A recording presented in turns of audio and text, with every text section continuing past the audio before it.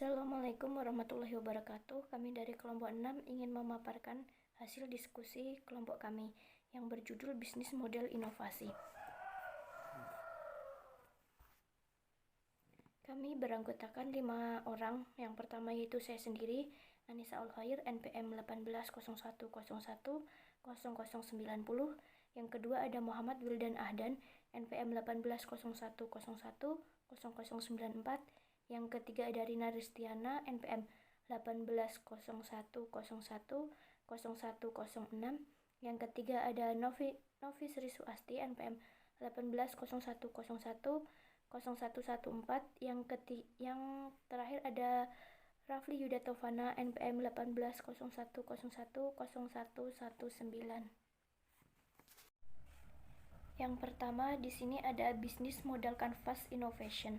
Segala strategi harus dimulai dengan bisnis modal yang tepat dan inovatif. Bisnis modal sendiri merupakan gambaran besar atau big picture bagaimana seorang inovator dan pebisnis menghasilkan profit.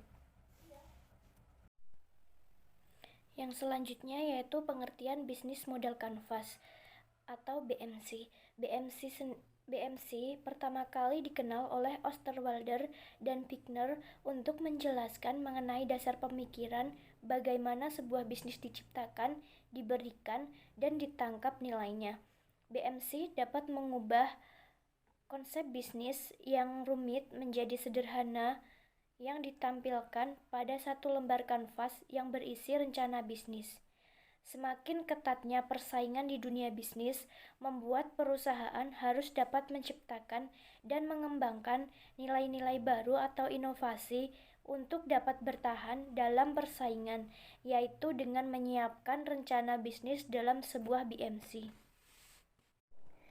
Yang selanjutnya yaitu 9 building blocks. Osterwalder dan Pickner membuat sebuah pendekatan model kanvas yaitu 9 building blocks yang memudahkan bagi pebisnis untuk membangun dan mengembangkan bisnis mereka. Perusahaan seakan melihat bisnis dari gambaran besar akan tetapi lengkap dan mendetail mengenai elemen-elemen kunci yang terkait dengan bisnis. 9 building blocks yang pertama yaitu ada customer segment atau pelanggan. Kunci utama dalam mendapatkan keuntungan. Tanpa pelanggan, maka sebuah perusahaan tidak dapat bertahan lama dalam bisnis yang mereka bangun. Osterwalder dan Pickner membagi 2 segmen pasar berdasarkan kebutuhan perilaku konsumen, yaitu yang pertama segmen kelas menengah atas dan yang kedua segmen kelas menengah bawah. Ada beberapa tipe dari customer segment, yaitu yang pertama ada mass market. Mass market sendiri adalah model bisnis yang fokus pada penentuan segmentasi pasar, nilai proposisi, kerjasama, dan juga saluran distribusi. Yang kedua ada niche market. Niche market sendiri adalah model bisnis yang memiliki target pasar hanya melayani segmen pelanggan tertentu atau lebih spesifik. Yang ketiga ada segmented. Segmented adalah model bisnis yang membedakan kebutuhan dan masalah yang berada pada pelanggan. Yang terakhir ada diversified, adalah model bisnis yang melayani 2 atau lebih dengan kebutuhan yang berbeda dan saling bergantung satu sama dengan yang lainnya. Yang kedua yaitu ada value proposition, menggambarkan bagaimana pelanggan dapat beralih dari satu perusahaan ke perusahaan lain melalui produk atau layanan yang ditawarkan oleh perusahaan berbeda dengan kompetitornya. Hal-hal yang dapat memberikan kontribusi untuk menciptakan nilai proposisi antara lain yang pertama ada newness, adalah sebuah produk baru yang diciptakan yang belum pernah ada sebelumnya dan memiliki keunikan. Yang selanjutnya yang kedua ada performance, adalah bagaimana meningkatkan kinerja suatu produk atau layanan yang ditawarkan. Yang ketiga ada customization, adalah bagaimana dapat menyesuaikan produk atau jasa dengan kebutuhan pelanggannya agar mendapat nilai lebih. Yang keempat ada getting the job done, adalah bagaimana produk atau jasa berfungsi membantu pelanggan untuk menyelesaikan pekerjaannya. Yang kelima ada desain. Desain adalah dengan memiliki desain yang menarik, suatu produk akan memiliki nilai proposisi yang baik. Yang keenam, brand atau status, adalah pelanggan dapat menemukan nilai suatu produk dari merek yang telah dikenal oleh masyarakat luas. Yang ketujuh, price, adalah bagaimana harga dapat ditentukan oleh pesaingnya dan menjadi dasar dalam menentukan harga produk yang ditawarkan. Yang kedelapan ada cost reduction, adalah bagaimana sebuah nilai didapat dari biaya yang dikeluarkan oleh pelanggan dalam membeli produk atau jasa dapat dikurangi. Yang kesembilan ada risk reduction, adalah risiko yang ditimbulkan oleh produk yang ditawarkan kepada pelanggan yang sangat kecil atau garansi. Yang ke-10 accessibility, adalah produk yang ditawarkan dapat dengan mudah digunakan atau dapat diakses oleh semua orang. Yang terakhir ada convenience atau usability, adalah bagaimana sebuah produk dapat memenuhi keinginan atau kebutuhan bagi pelanggannya dan pelanggan tersebut berasa nyaman akan kehadiran produk tertentu. Yang ketiga di sini ada channels, menggambarkan bagaimana sebuah perusahaan dapat menjalin komunikasi dengan pelanggannya dalam menyampaikan nilai proporsinya. Ada beberapa fungsi channel antara lain, yang pertama meningkatkan kesadaran kepada pelanggan atas produk dan jasa yang ditawarkan oleh perusahaan. Yang kedua membantu pelanggan dalam mengevaluasi proporsi nilai dari pelanggan. Yang ketiga memungkinkan bagi pelanggan dalam membeli produk atau jasa yang lebih spesifik.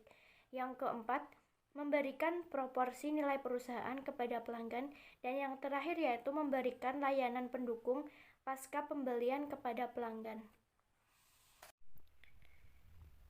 Yang keempat yaitu customer relationship, hubungan dengan pelanggan dibangun sesuai dengan customer segment. Dalam menjalin hubungan yang baik dengan pelanggan dapat dilakukan dengan 3 cara, yaitu yang pertama customer acquisition, yang kedua customer retention, dan yang ketiga upselling. Osterwalder dan Pickner membagi customer relationship menjadi 6 bagian, yaitu yang pertama personal assistant, adalah komunikasi yang terjadi antara pelanggan dengan petugas pelayanan pelanggan agar pelanggan mendapatkan bantuan selama proses penjualan atau setelah pembelian selesai. Yang kedua, dedicated personal assistant, yaitu dengan menugaskan seseorang yang khusus dalam melayani pelanggan secara individual. Yang ketiga ada self-service, yaitu pelanggan tidak berhubungan langsung dengan perusahaan, tetapi perusahaan menyediakan sarana yang diperlukan oleh pelanggan dalam membantu dirinya sendiri. Yang keempat ada automated service, yaitu hubungan yang menggambarkan proses layanan mandiri dengan layanan otomatis. Yang kelima ada communities, yaitu perusahaan membangun hubungan antar sesama anggota dengan membentuk sebuah komunitas untuk saling bertukar pikiran dalam mengetahui keinginan dari para pelanggannya. Yang terakhir ada co-creation, adalah membangun sebuah hubungan dengan konsumen untuk menciptakan sebuah nilai proporsi yang baru.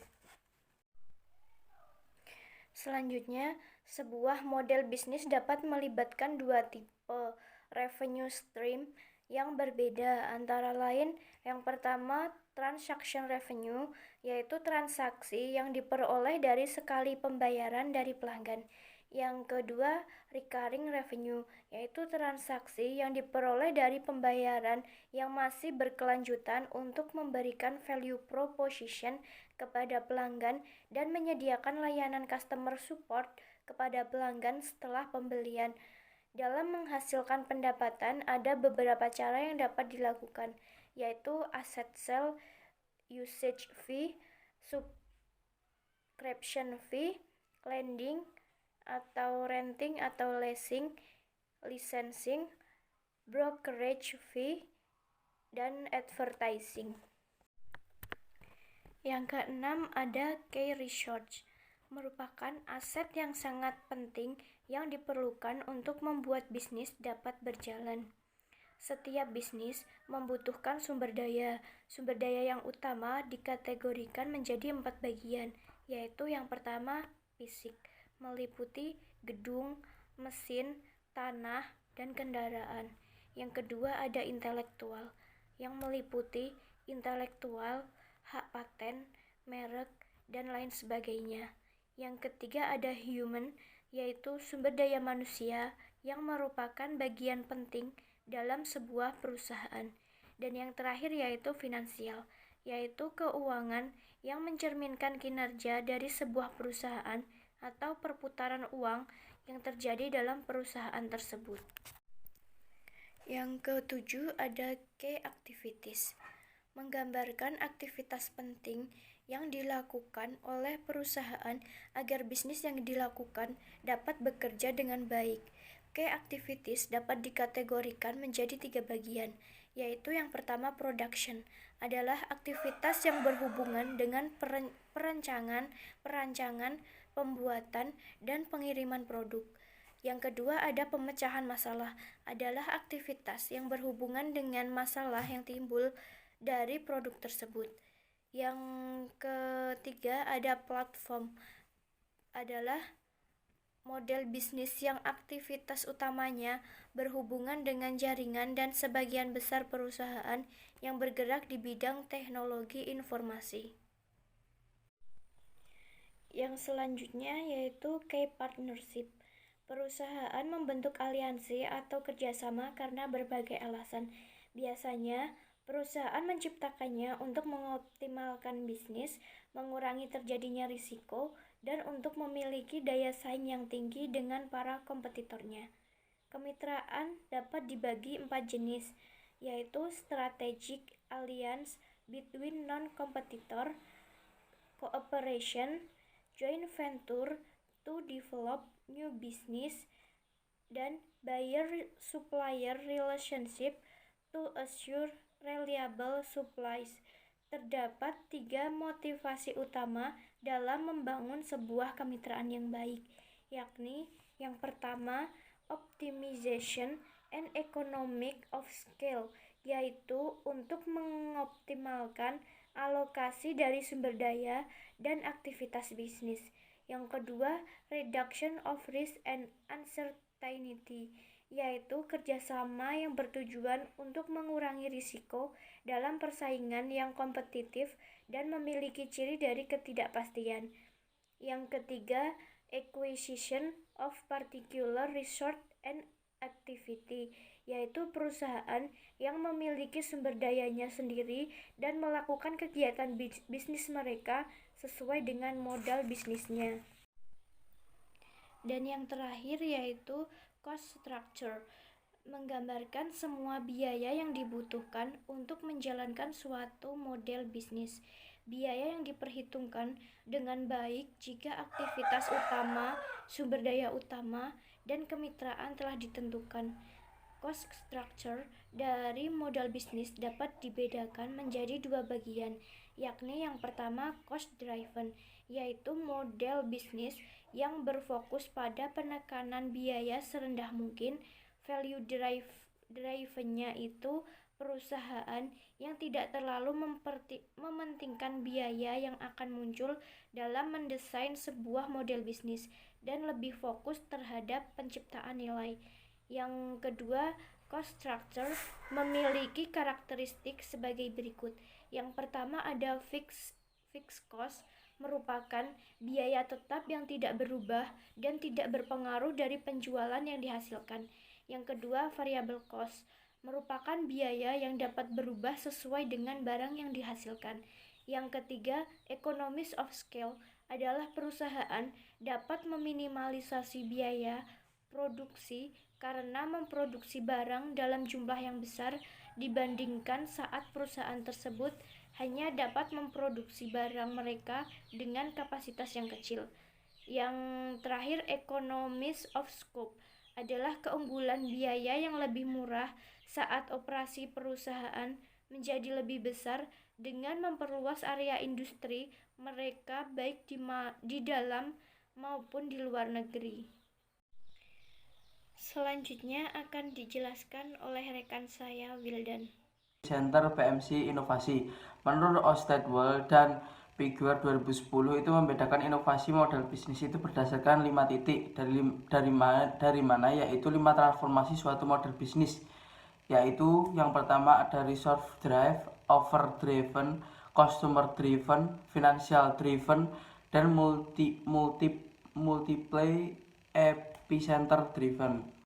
Dan yang pertama ada resource driven. Nah, resource driven ini menciptakan inovasi yang berasal dari infrastruktur yang sudah ada dalam suatu organisasi atau kemitraan untuk memperluas atau mengubah suatu model bisnis. Contohnya perusahaan yang menerapkan PMC ini dengan epicenter ini adalah Nespresso. Nah, di sini Nespresso itu berkembang dari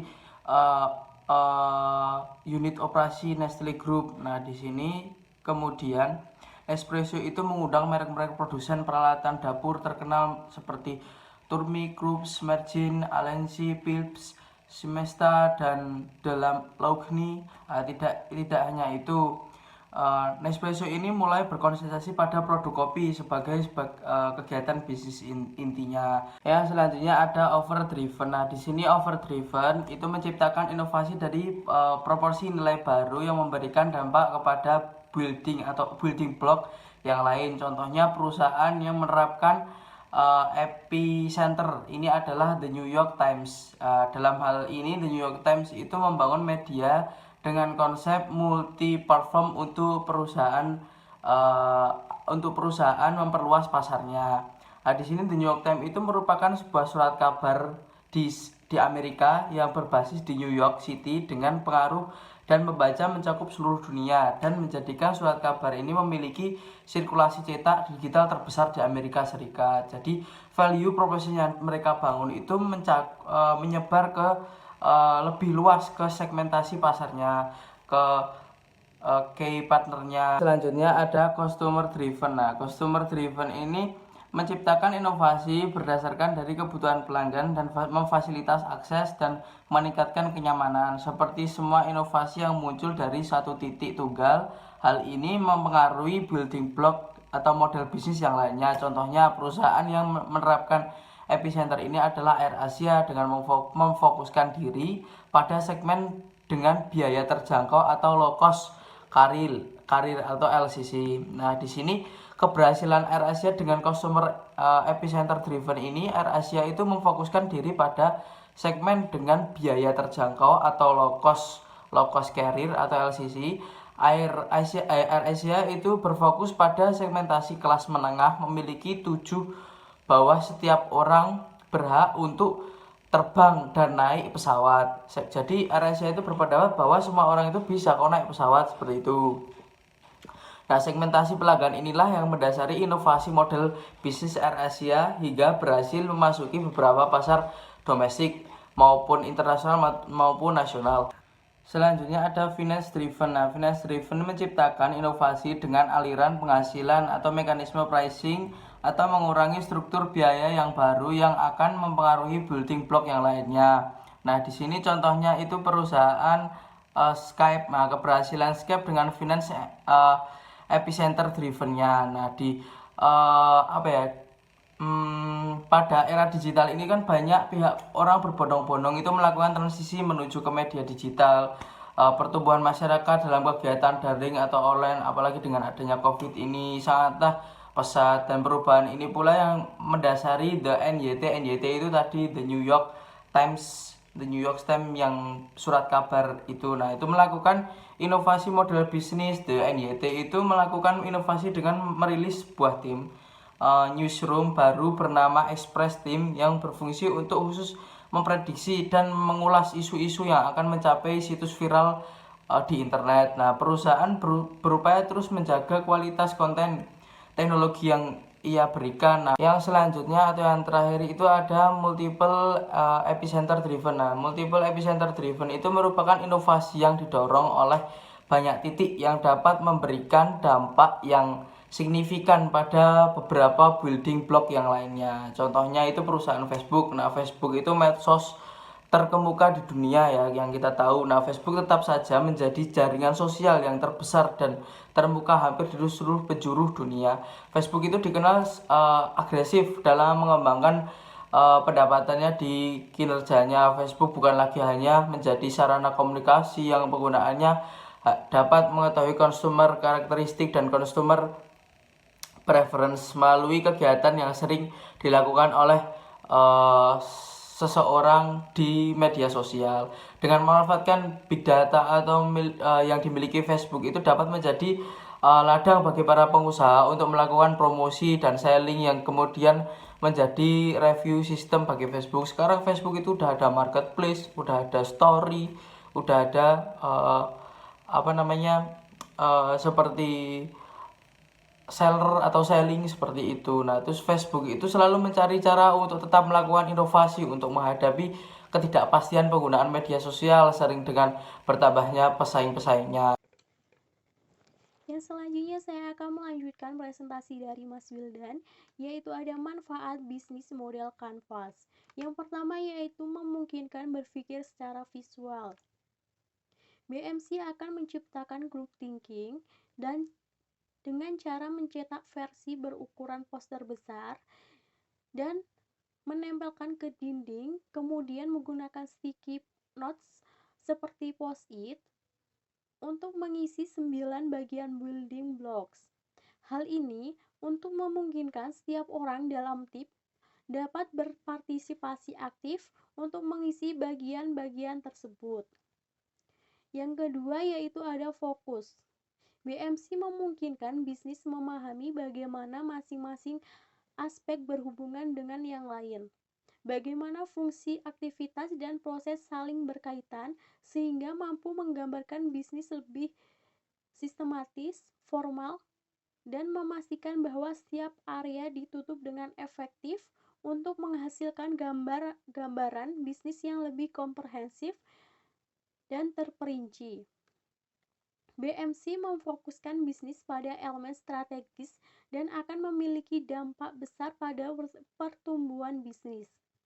Sifat visualnya membantu pemahaman dengan melihat gambaran secara keseluruhan bisnis sehingga dapat melihat area kekuatan dan kelemahan tergantung pada inputnya.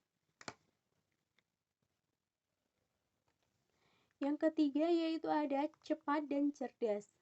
Prinsip utama BMC adalah berkonsentrasi pada kualitas daripada kuantitas. BMC menentukan elemen kunci untuk setiap building blocks. Pembentukan BMC sederhana dan terfokus sehingga cepat untuk memulai, mengembangkan, dan mengulangi. BMC harus diuji dan dikerjakan berulang dari waktu ke waktu sehingga verifikasi dan interaksi yang cerdas. Yang keempat yaitu ada cepat memilih kaitan dari 9 komponen bisnis. BMC memungkinkan entrepreneur untuk secara visual menggambarkan kaitan dari masing-masing komponen bisnis. Seringkali founder menggambar garis ilustrasi poster untuk mewakili potongan-potongan teka-teki dan bagaimana mereka bekerja sama. Dengan cara ini, tim dapat menemukan hubungan dari peluang pasar atau proporsi nilai yang unik. Selanjutnya, tim dapat mendokumentasikan ide-ide baru sebagai hipotesis untuk menguji BMC. Yang kelima yaitu ada penyampaian ide atau pikiran secara ringkas. Tim dapat menjelaskan dengan tepat dan ringkas apa yang mereka inginkan menguji dan menindaklanjuti komponen-komponen BMC karena informasi dicatat dengan singkat pada post-it notes. Yang keenam yaitu ada memudahkan startup untuk membaginya dengan partner atau rekan kerja. Dalam penggunaan BMC akan memudahkan untuk berbagi melalui foto atau mengambil poster dari dinding, bertemu dengan pihak lain yang berkepentingan karena BMC disajikan dalam bentuk poster besar secara visual. Yang selanjutnya akan dijelaskan oleh Mbak Novi.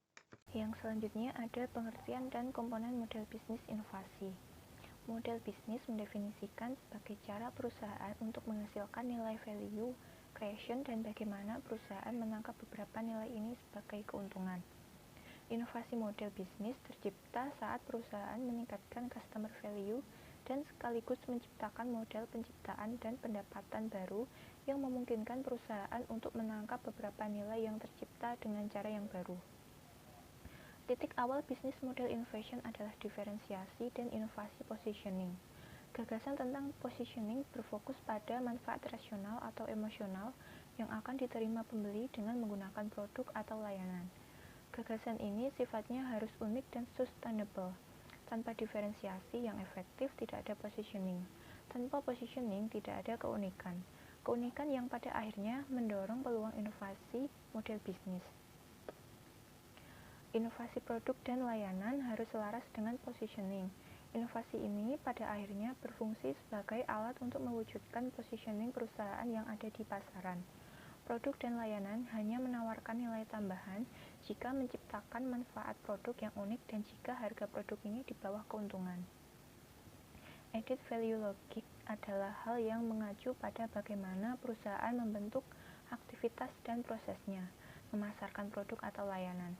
Perusahaan perlu mempertimbangkan elemen inti dan non-inti untuk membuat keputusan tentang kegiatan apa yang bisa dilakukan internal dan mana yang akan melakukan outsourcing. Pertanyaan utamanya adalah tentang kompetensi inti dan penciptaan nilai yang dapat dicapai sepanjang proses. Logika nilai tambah harus disesuaikan dengan posisi, logika produk dan layanan, serta logika pendapatan. Sales and marketing logic mendefinisikan bagaimana menarik dan mempertahankan pelanggan. Logika ini disinkronkan dengan komponen lain dari model bisnis, terutama logika positioning dan revenue, sedangkan pendapatan dan biaya, serta menentukan bagaimana perusahaan menghasilkan uangnya. Sangat hanya sedikit perusahaan yang berhasil memposisikan diri secara unik dan khas. Perusahaan dengan kekurangan diferensiasi menjadi saling dipertukarkan dan menjadi pengganti. Kemudian ada pertanyaan komponen mengenai model bisnis inovasi. Komponen yang pertama yaitu positioning, apa kebutuhan dasar pelanggan yang harus kita penuhi. Yang kedua, product and service logic. Pertanyaannya, apa fitur yang diperlukan produk untuk memperkuat positioning kami. Yang ketiga ada added value logic. Bagaimana kita merancang proses penciptaan nilai yang efektif dan efisien sebagai penawaran kami ke pasar. Yang keempat yaitu sales and marketing logic, bagaimana kita menarik pelanggan dan bagaimana kita mempertahankan pelanggan.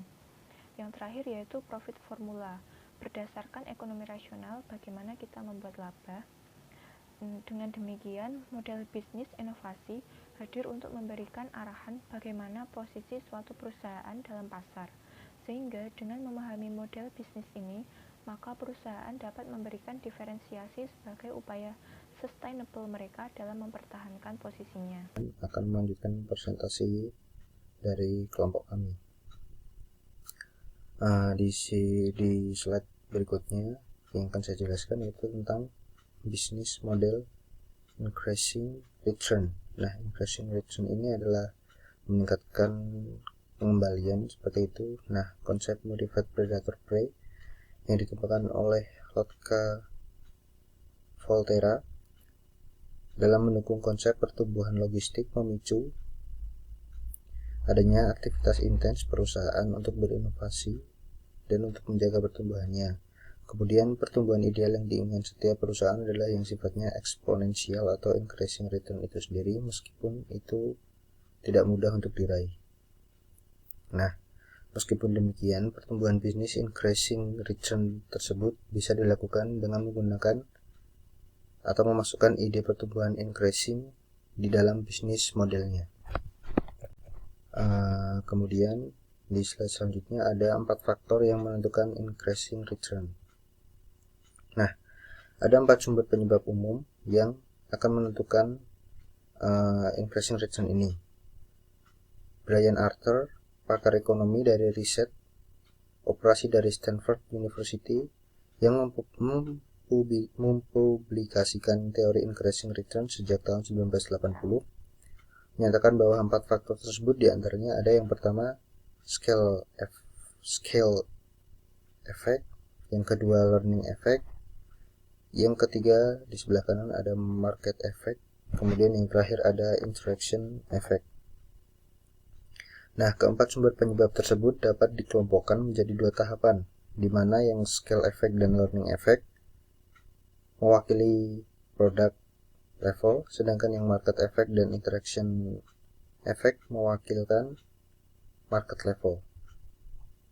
Bila perusahaan hanya memiliki daya saing pada produk level, seperti kualitas dan harga, maka pertumbuhan bisnisnya akan cenderung bersifat diminishing return atau mengikuti siklus hidup produk. Pertumbuhan bisnis increasing return akan diperoleh apabila perusahaan yang mempunyai daya saing pada market level selain memiliki kekuatan pada produk level. Nah, pertumbuhan bisnis increasing return ini akan diperoleh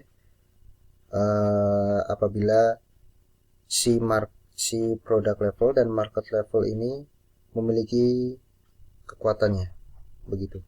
Nah, Brian Arthur ini menyimpulkan hasil risetnya bahwa sebenarnya kemunculan increasing return ini sebagian besar sangat dipengaruhi oleh munculnya teknologi tinggi dengan alasan yang pertama ada upfront cost, kedua network effect, kemudian yang ketiga customer groove in.